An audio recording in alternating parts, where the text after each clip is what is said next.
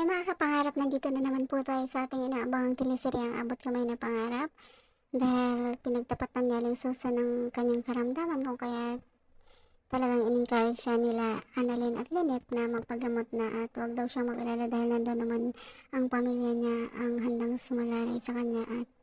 umalalay sa kanya at magbigay ng support dahil marami naman daw mga paraan para less gastos siya dahil isa din si Doc Annalyn sa doktor sa Apex kung kaya't meron siyang discount. At ayun na nga po guys, dahil sa nangyari kay Giselle na tinapon ni Moira yung gamit niya at pinulot niya ito at nag-viral ang video nito kung kaya tuwa itong si Moira at si Madam Chantal dahil umpisa na daw yung pagbagsak ng mga tanyag.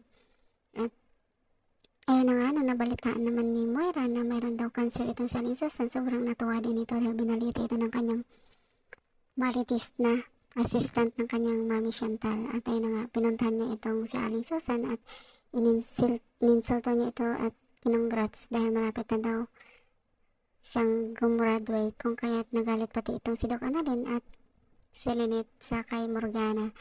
At pati na din si Aling Susan nagigigil ito at sana gagantisan na itong si Joseph pero tinigilan siya ni Lalanet dahil gulo na naman daw. At ayun na nga, dahil sa nangyari itong si Giselle naglasing doon sa restaurant o sa bar at gustong magpaiwan nito doon dahil kasama niya si Dr. RJ kung kaya iniwan ni Dr. RJ at ni Doc Ray si Giselle. At ayun na nga, nung medyo lasing na ito,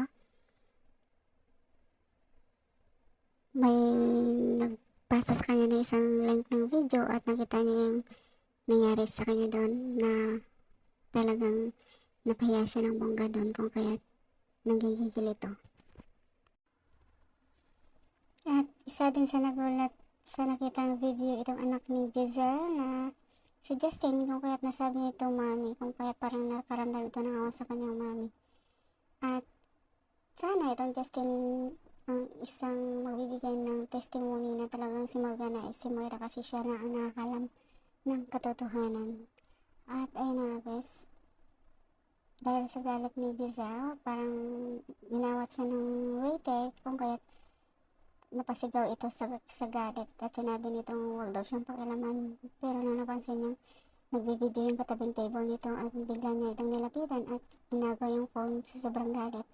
At ayun na nga, sinabi din ng babae na talaga masama daw yung ugali niya pero nang biglang dumating yung si Doc Annalyn, bigla silang inawat at sinabi nito na hindi nila kilala yung tita niya pero mabait daw ito at kabaliktaran doon sa video na nakita nila kung kaya sinabi din ng waiter na kasalanan ng babae kasi binibidyo daw niya itong si Giselle kung kaya ayan, bilanan na pauwi nila ni Doc Annalyn itong kanyang tita Giselle.